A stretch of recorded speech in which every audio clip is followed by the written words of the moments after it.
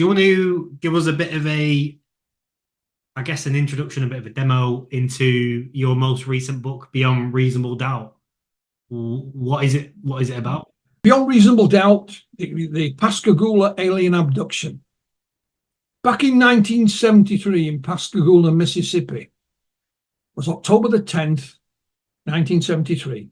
Two local guys, Charlie Hickson, who was 42, his buddy Calvin Parker, been at work in the shipyard that day. Big river, they still build ships on it today. A lot of military vessels were built there. And it's Calvin's first day at work there. He lived 200 miles away, but he just got engaged and he wanted a regular 9 to 5 job. Charlie was a foreman there. He got him a job. The idea was he'll stay with Charlie Monday to Friday, go home on a weekend. And if he likes it and settle down, then he's getting married the next month. They might find a place for him and his wife. They're driving home in Calvin's brand new car that night, a Hornet Rambler, whatever the hell one of those is, that's what they were driving. And both guys love to fish. So Charlie said, "Do you want to go fishing, son?" "Oh, yeah." So they'll go back to Charlie's apartment, get the fishing gear, get some bait, off they go. Now, this is not an out-of-the-way spot. It's right next to Highway 90, but it was an old shipyard that was closed. It's called the Shaw Peter Shipyard. So there's junk all over and it's a bit of a mess. So they parked themselves on an old pier. It's falling apart, this pier. They sat down, fishing. As they were driving in, Calvin had noticed his sign saying no entry. Charlie says, "Ten, I know his son. I come here all the time." So they're fishing away. Calvin says there's a blue light comes from behind them. And he thinks, "Oh no, it's the police. We're going to spend the night in jail for trespassing." So they both stand up and they turn around. Of course, it's not the police. There is this rugby ball shaped object descending. It stops about 2 feet above the ground. It's got two big lights on the left-hand edge. This opening appeared, and the light from it's like a bluish light. It's dazzling. It's so bright it hurts their eyes. They have to shield their eyes. These three humanoid creatures float out of this thing. Again, they don't touch the floor. They describe them as being about 5 feet tall, head, no neck, pointed protrusions out of the side and out of the front, long arms with mittens or pincer-like appendages. Their legs are stuck together. They never move. They're grey in colour, but they're wrinkled, a bit like an elephant's skin. 2 grabs hold of Charlie. He's terrified. He feels a prick in his arm and he relaxes. The only thing he can move is his eyes. Calvin is the same. One of them gets hold of him. They take them into this thing. Calvin to the left, Charlie to the right. Calvin is put on a transparent bed, table, call it what you will, at an angle. This creature stands to almost like standing attention to one side out of the way. This thing comes out of the ceiling about the size of a mobile phone, stops in front of him and goes around him, making a clicking noise, and goes back up into the ceiling. Calvin says, so bright inside. Like I mentioned earlier, he says the light is coming out of the paint. And then from behind him, he hears something, and another creature appeared, and it looks like a woman. Just looks like a normal woman. Except she's got a blue suit on, blue one piece, and her middle fingers are somewhat longer. She opens his mouth, puts her fingers into his nasal cavity. It hurts. His lower clothing is removed. His shoes and socks are removed. And they stick something in his foot. And he said it hurt. Cutting a long story short, both guys are deposited back outside. And Calvin is stood facing the water with his arms out. And Charlie comes around first and are you all right? You all right, son? They turn around and see this thing gone. I mean, it's off like a shot. They debate what to do. Both guys are scared out of their mind. Calvin more than Charlie. Charlie had been in the army and had fought in the Korean War. They decide they're not going to tell anybody. So they go to Calvin's car. Like I said, it was a brand new Rambler Hornet. When they opened the passenger door, all the glass falls out. Calvin said it took him about 20 attempts to start it. She did. On the way home, Charlie had a change of heart. We've got to tell somebody, son. What if these things come back and do this to somebody else? What if it's an invasion? So they stop at a local shop, convenience store, they call it, a local shop that had a payphone. And Charlie, being ex-military in the army, he knows there's Keesler Air Force Base is just outside of the town, so he rings the Air Force Base. They said, we're not involved in UFOs anymore. Call the police. So they ring the police. It's passed over to Jackson County Sheriff's Department, who send a car out and they escort them into town. So both guys are interviewed separately by the sheriff and his deputies. They're then put in a room together, and the deputy says, I'm just going to go get some coffee, guys. I'll be back in 5 minutes. Unbeknown to Charlie and Calvin, there was a tape recorder playing in the desk next to them. So about 5 or 6 minutes later, the deputy comes back. He takes something out of the drawer. They don't see what it is. Goes and plays it to the sheriff, thinking, we'll have these two rednecks now. They'll be laughing and joking in there. Of course, certainly not. Certainly not. Calvin's almost crying. He's saying his prayers at one point. He's crawling up the wall. So the sheriff and the deputies now think, something's really happened to these fellas. So they say, look, get yourself off up. And they beg the sheriff not to tell anyone. He said, I'm not telling anybody. So they go home. Calvin gets a shower, dumps all his clothes in the bin, and he gets washed in bleach. He finds a bottle of bleach and he gets washed in bleach. They go to work the next morning, and they notice there's a few more cars there than there normally is. They're taking a notice of it. Within minutes, they're summoned to the boss's office. And he said, what the hell have you two been up to? The phones won't stop ringing. Somehow, the story got out. And all the news media wanted to interview them. So the sheriff comes and he takes both guys to the local hospital. They're given a checkup there. They're fine. Somebody mentions radiation. Well, the hospital can't check for that. So the sheriff phones Keesler Air Force Base. And they said, yeah, fetch them over. Kind of ironic, they filmed that place the night before. So they're taken to Keesler Air Force Base. Geiger counters waved over them, they're clear. But the officers in charge say, why are you here? Why don't you tell us what happened, guys? So they go in and they tell them. Unlike the sheriff, they didn't have a tape recorder, but they had a stenographer. You'll have seen one in a courtroom, tapping away, recording everything that's said. And it produced a 17-page transcript, which we have, all unredacted. So there's all the officers named and everything. Every word is there.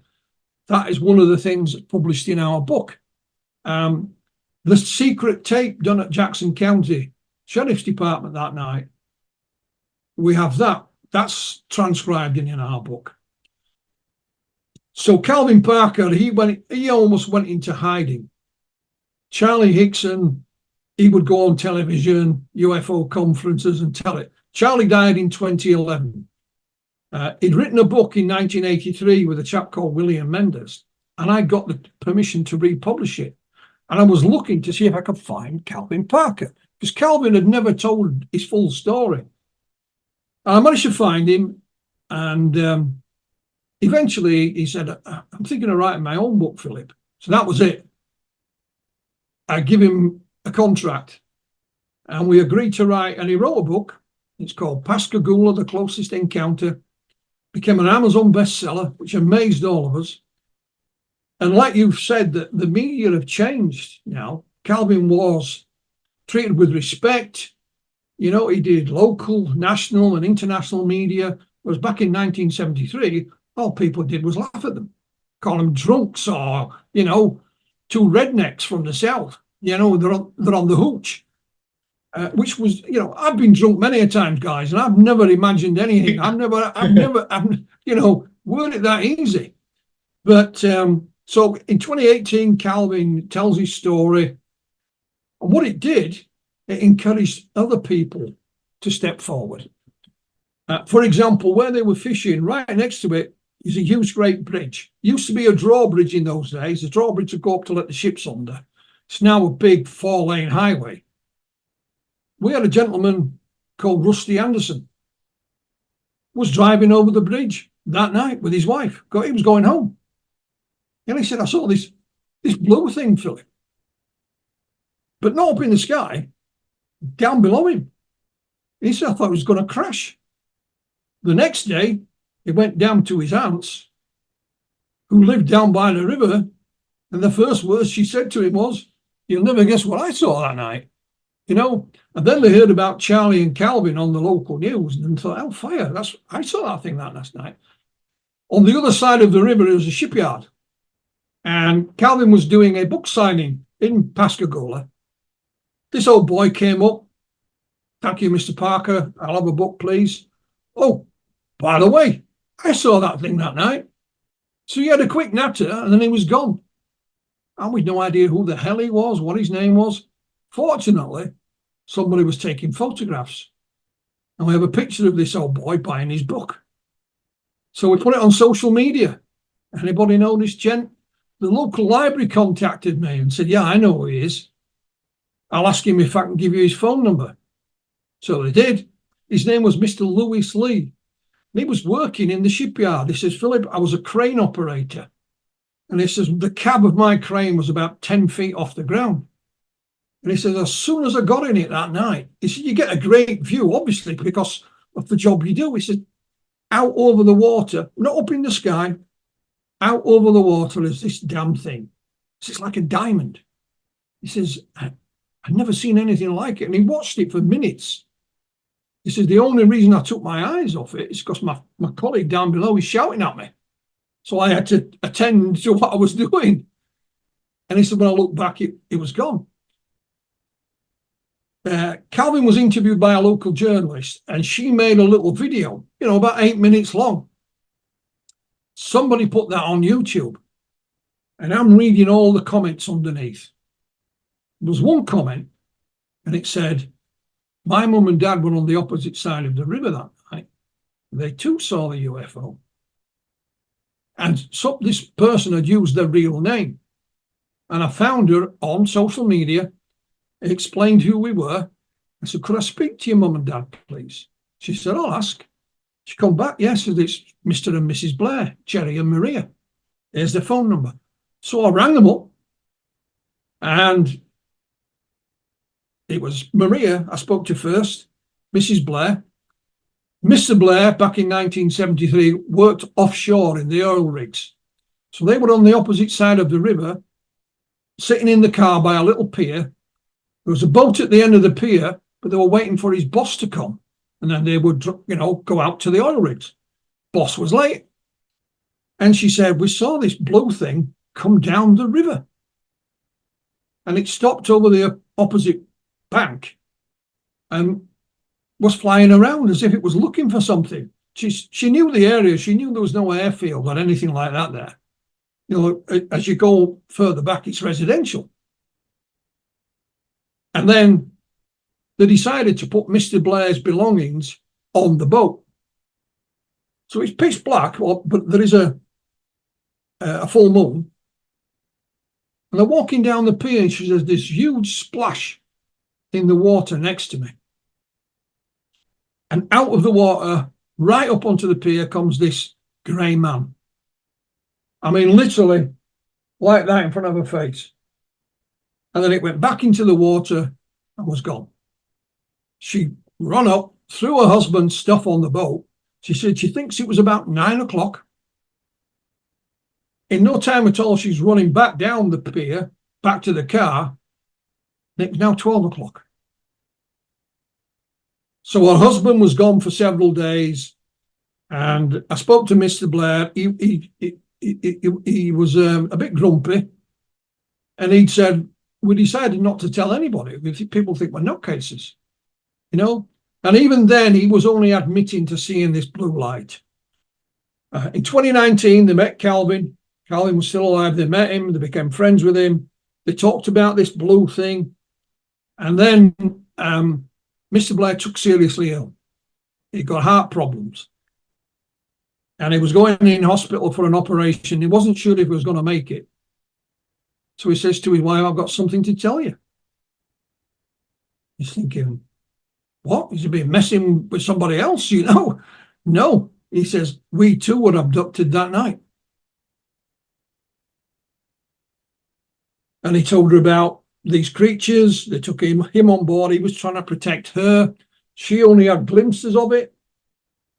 And when he was in a hospital, literally the day before his operation, he made Mrs. Blair phone me on the mobile phone. And he told me, he said, Mr. Mantle, I lied. I saw exactly the same as my wife.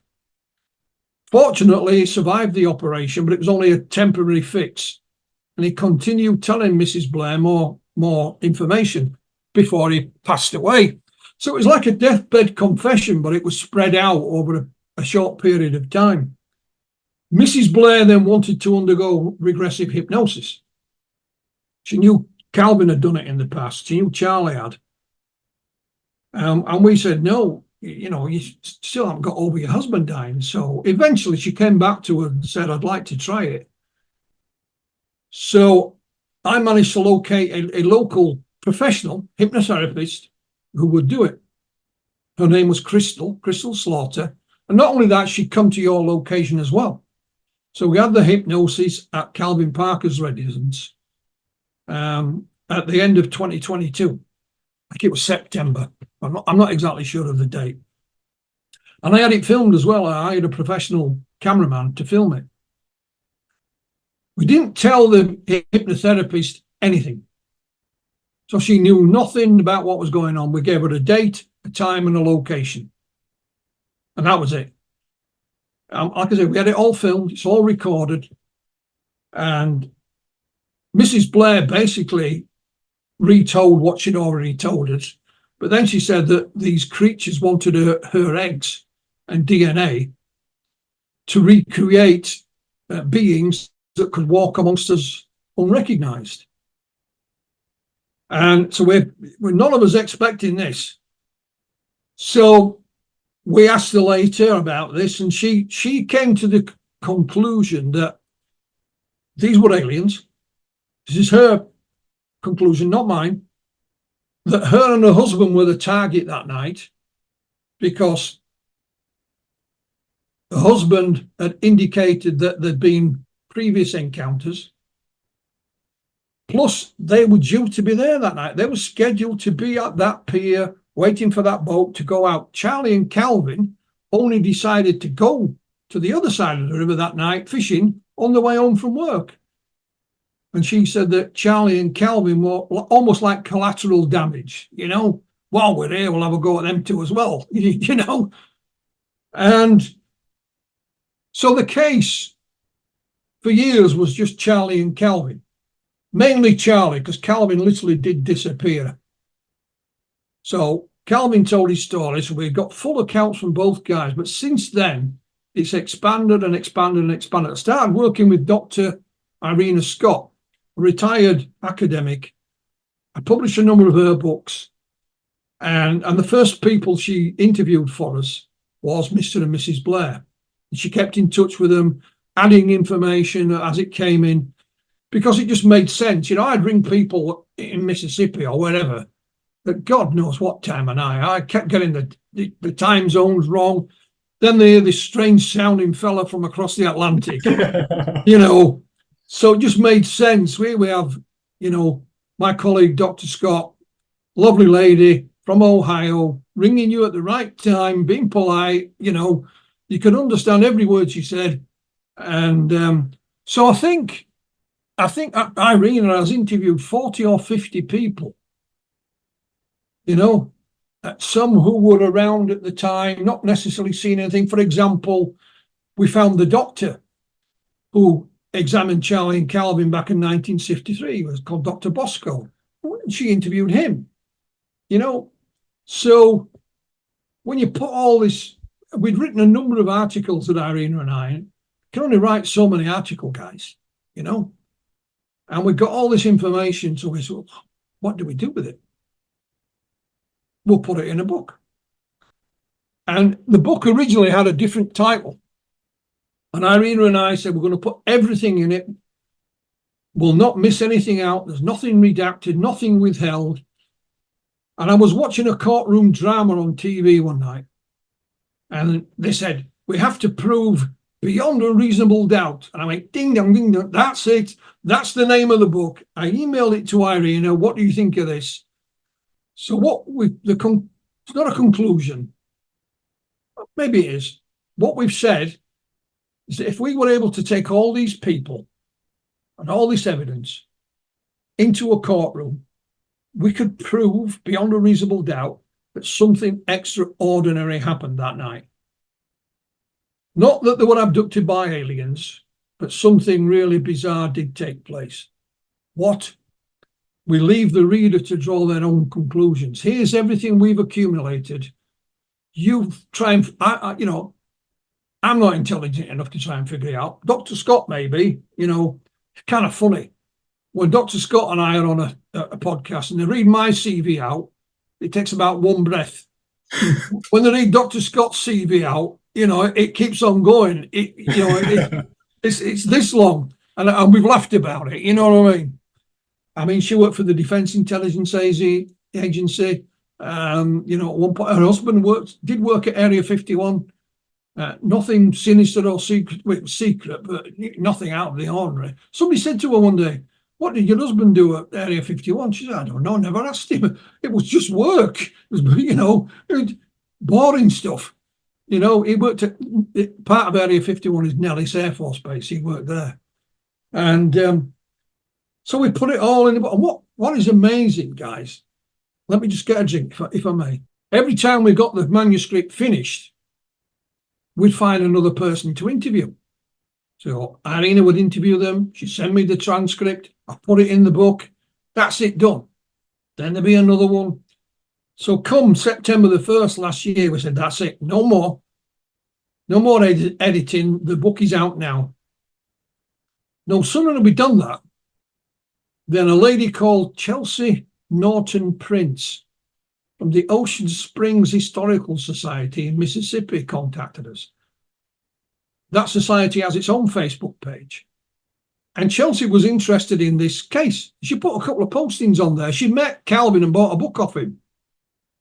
One of their members, a lady by the name of Bethany Fayard, contacted Chelsea and said, I didn't know you were interested in this.